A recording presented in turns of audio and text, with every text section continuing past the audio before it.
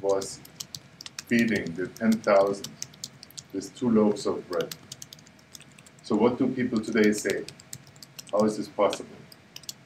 Well, some they say this is just nonsense for those stupid people who believe in the Pope and believe in the Bible and all this nonsense, who have not really understood Newton's ideas and all these things. Yes? So this is for the stupid. The others say, no, he could really do it because he could do magic. Yes? So what's really now the simple answer to this? When you replace the word bread by information, it's no miracle anymore. Jesus could feed the 10,000 with the information he wanted to give to them. Because he was not there to feed people with bread. He was there, he had come to give information, new information.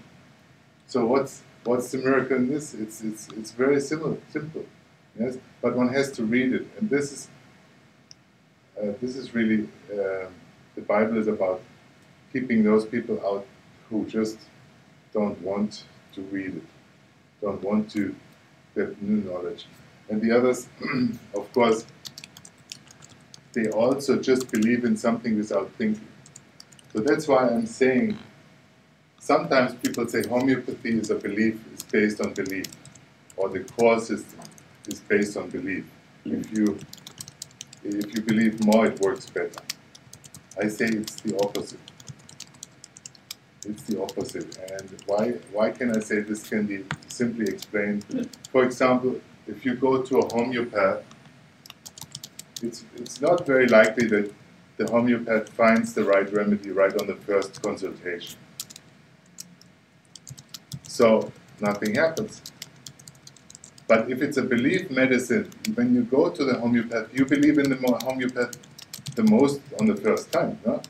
When he had already made a mistake and nothing happened, you believe a little less. And then if you have to go 3 times and still nothing happened, you believe a lot less. But then on the 4th consultation maybe, you get the remedy and it works.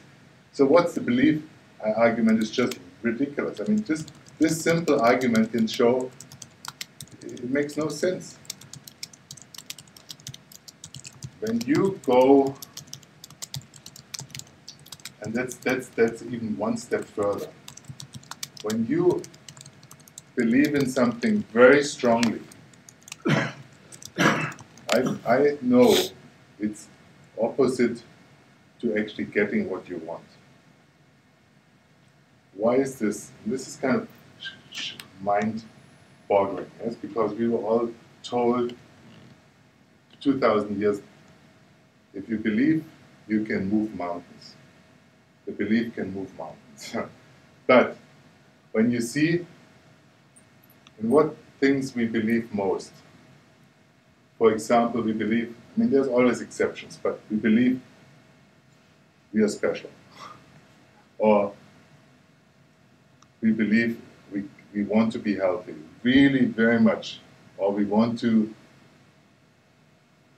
be rich, or whatever somebody believes he wants to be very strongly. So, but then the result is often what you really very strongly want, you don't get. Has anybody very clear this principle? Yes. So, good. So, and everybody actually, when you look more deeply, you see exactly this is the case. But now there's those people from the churches that tell you just have to believe, and if it doesn't work, you don't believe enough, or you're doing some sins, or now the New Age. What do they tell you? It's just the same thing. It's just the same thing, only in a new package. They tell you the law of attraction. You believe, and if you believe, of course, you don't put any Madonnas in your room. You put all the posters of everything that you want in your room, everything.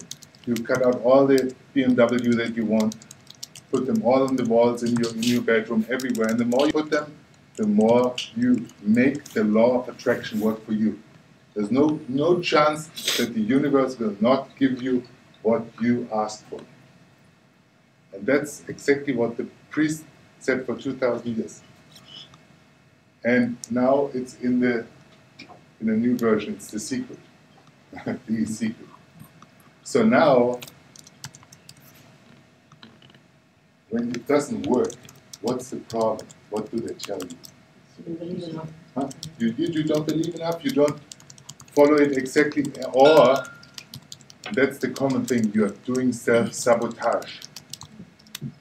You really, in the deep down, you don't want it.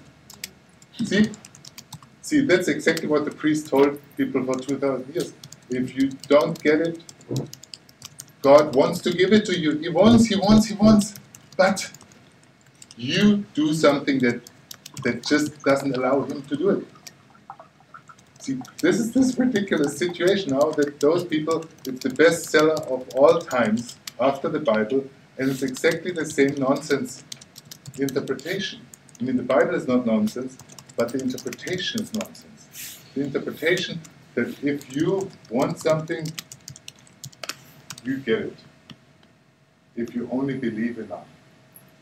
And it's the opposite. Belief is a strong attachment. It is creating what I call an excess potential. So when you put, let's say, the belief that I want to get pregnant, no, not me, but maybe somebody wants to get pregnant, this is like temperature, like 100 degrees temperature. So you heat up the room with this 100 degrees desire, and what happens?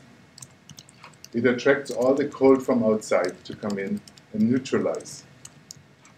Because if we have a strong desire, nature is designed in a way that there is balancing forces coming in. When there's a lot of heat, cold will come in. When there's dryness, water will come in, humidity will come in. When something is very tall, forces come to make it even. When the water is high on one side, forces come in to level it. So the leveling forces are the number one law in physics of matter. And this is happening in our psychological, in our emotional life just the same. So I'm saying exactly the opposite of what the law of attraction tells people. The stronger you, I mean, this is also, we all know this. If somebody wants to get pregnant, what happens? She's seeing all the girlfriends are around her to get pregnant, but she's not getting pregnant. Yeah? So there is something completely wrong in this concept. But it's very successful because we all want it to be this way. And also because we have been told for the last few thousand years that it is this way. Just not, it's not anymore you, before it was God doing it, but now the universe. And they're all thinking, I'm not believing in religion. Now we have something really different in the law of attraction. That's what gives me the idea.